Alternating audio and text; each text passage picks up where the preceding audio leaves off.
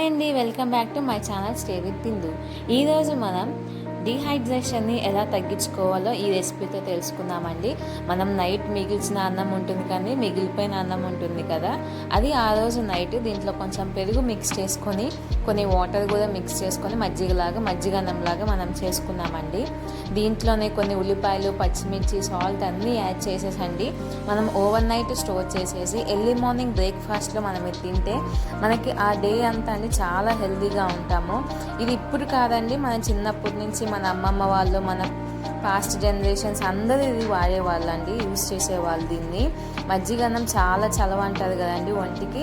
మీరు కూడా ఒకసారి ఈ విధంగా ట్రై చేయండి, చాలా హెల్త్కి చాలా మంచిది. మీరు కానీ పిల్లలు తిన్నా ఏం ప్రాబ్లం ఉండదండి, చాలా బాగుంటుంది.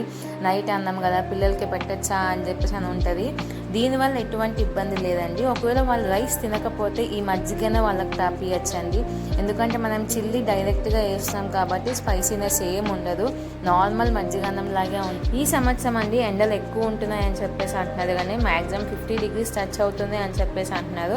సో ఈ సమ్మర్లో మీరు ఎటువంటి ఇబ్బందులు లేకుండా, డిహైడ్రేషన్ ప్రాబ్లం లేకుండా మీరు లిక్విడ్స్ ఎక్కువ తీసుకుంటూ ఉండండి. ఫుడ్ ఇంటేక్ తక్కువ ఉన్న లిక్విడ్ ఇంటేక్ ఎక్కువ తీసుకుంటూ ఉండండి. నా ఛానల్ని సబ్స్క్రైబ్ చేసుకొని ఇటువంటి రెసిపీస్ ఎన్నో మీకోసం షేర్ చేస్తూ ఉంటానండి. Thanks for watching. Please like, share and subscribe. Have a nice day. By by. Stay safe.